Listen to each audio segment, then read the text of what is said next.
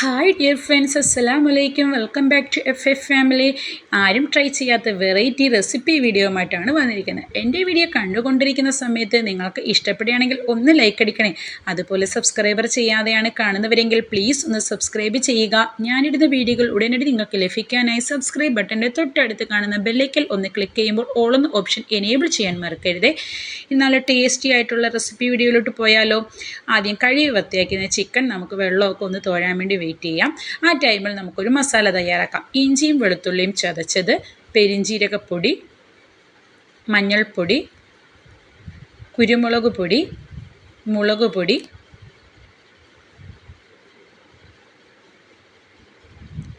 രണ്ട് മുട്ട,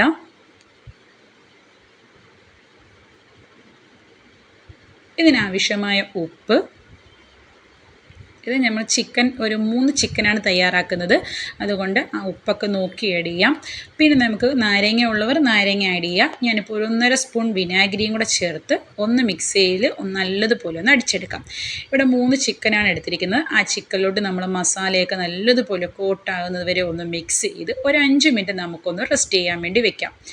നമുക്ക് ഇതിനകത്ത് തന്നെ മുളക് പൊടിയും മഞ്ഞൾപ്പൊടി ഇതിൻ്റെയൊക്കെ അളവ് നിങ്ങൾക്കുള്ള എരിക്കനുസരിച്ച് എല്ലാം ആഡ് ചെയ്യാവുന്നതാണ്.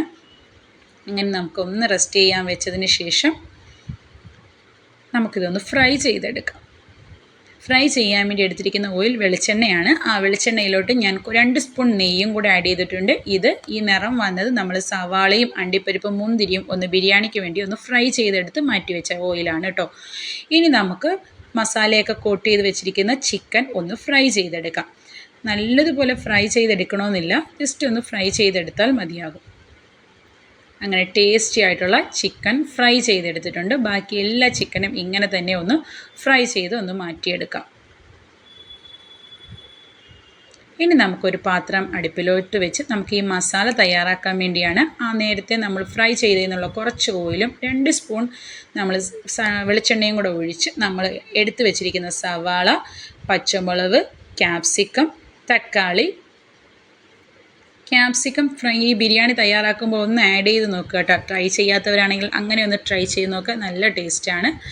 ഇനി നമുക്ക് ഇതിനാവശ്യമായ, അതായത് നമ്മൾ സവാളയൊക്കെ പെട്ടെന്നൊന്ന് വരണ്ട് വരാൻ വേണ്ടി നമുക്ക് ഒന്ന് ഉപ്പ് ആഡ് ചെയ്യാം. ഇനി നമുക്ക് ഈ തക്കാളിയും പച്ചമുളകും ക്യാപ്സിക്കവും സവാളയും എല്ലാം നല്ല ബ്രൗൺ നിറമാവണം, അതുവരെ നമുക്ക് വരട്ടി കൊടുക്കണം. ഇനി നമുക്ക് ഇഞ്ചിയും വെളുത്തുള്ളിയും ചതച്ചതും കൂടെ ആഡ് ചെയ്ത് അതിൻ്റെ പച്ചച്ചുവ മാറുമ്പോൾ പൊടി ഐറ്റംസ് ആഡ് ചെയ്യാം. മഞ്ഞൾപ്പൊടി, പെരിഞ്ജീരകം, മുളക് പൊടി, മല്ലിപ്പൊടി,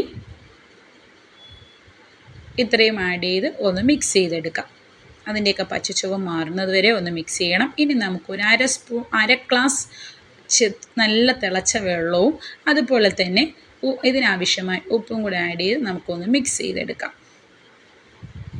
കണ്ടോ, ഇനി നമ്മൾ ഫ്രൈ ചെയ്തിരിക്കുന്ന ചിക്കനും കൂടെ ആഡ് ചെയ്ത് ഒന്ന് മിക്സ് ചെയ്തെടുക്കണം. ഇനി നമുക്കിതിൻ്റെ മുകളിൽ മല്ലിയിലയും കറിവേപ്പിലയും ആഡ് ചെയ്യാം. ഇനി നമുക്ക് ഫ്ലെയിം നല്ലതുപോലെ ഓഫ് ചെയ്തതിന് ശേഷം നമുക്ക് 2 സ്പൂൺ തൈരും കൂടെ ആഡ് ചെയ്ത് ഒന്ന് മിക്സ് ചെയ്ത് വയ്ക്കാം. അങ്ങനെ നമ്മുടെ ടേസ്റ്റി ആയിട്ടുള്ള മസാല റെഡിയായി, അതുപോലെ തന്നെ റൈസും റെഡിയായി. റൈസ് തയ്യാറാക്കാൻ എല്ലാവർക്കും അറിയാമായിരിക്കുമല്ലോ. ഇനി നമുക്ക് ദം ചെയ്യണം. ആദ്യം നമുക്ക് നെയ്യിടാം, പിന്നെ നമുക്ക് റൈസ് ആഡ് ചെയ്ത് കൊടുക്കാം. ഇനി നമുക്ക് ഒന്ന് നിരപ്പാക്കി വെച്ചതിന് ശേഷം നമുക്ക് നമ്മൾ മസാല ഫ്രൈ ചെയ്ത് തയ്യാറാക്കിയ മസാലയാണ്, അതൊന്ന് ആഡ് ചെയ്യാം. വീണ്ടും നമുക്ക് റൈസ് ആഡ് ചെയ്തതിന് ശേഷം പൈനാപ്പിൾ ഉണ്ടെങ്കിൽ നിങ്ങൾക്ക് അത് ആഡ് ചെയ്യാം. ഞാനിപ്പോൾ ഫ്രൂട്ടിയാണ് ആഡ് ചെയ്തിരിക്കുന്നത്. പിന്നെ പെരിഞ്ജീരകപ്പൊടി, ഗരം മസാല, ബിരിയാണി എസൻസ്,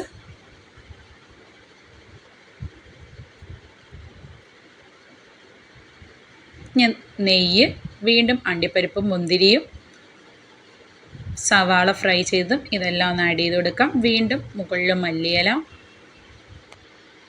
വീണ്ടും മസാല. ഇങ്ങനെ നമുക്ക് 2 ഘട്ടമായിട്ടാണ് ഇത് തയ്യാറാക്കി എടുക്കുന്നത്. വീണ്ടും നേരത്തെ അതേ ചെയ്ത പ്രോസസ്സ് പോലെ വീണ്ടും നമുക്ക് ഇതിൻ്റെ മുകളിൽ റൈസ് ആഡ് ചെയ്ത് കൊടുക്കാം.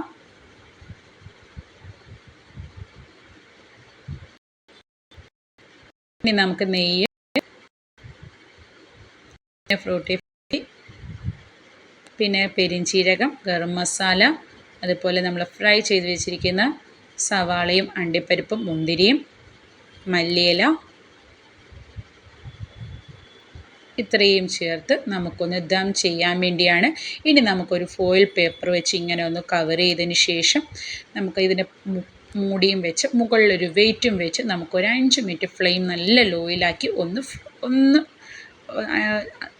5 മിനിറ്റ് വെയിറ്റ് ചെയ്യാം. ഇനി നമുക്ക് ദമ്മൊക്കെ ഒന്ന് പൊട്ടിച്ച് നോക്കാം. നല്ല ടേസ്റ്റി ആയിട്ടുള്ള ഹെൽത്തി ആയിട്ടുള്ള ബിരിയാണി റെഡി ആയിട്ടുണ്ട്. നമുക്കിനി മസാലയും റൈസും പ്രത്യേകം മാറ്റാം. നല്ല ടേസ്റ്റി ആയിട്ടുള്ള ഇത് ട്രൈ ചെയ്ത് നോക്കുക. അസ്സലാമു അലൈക്കും.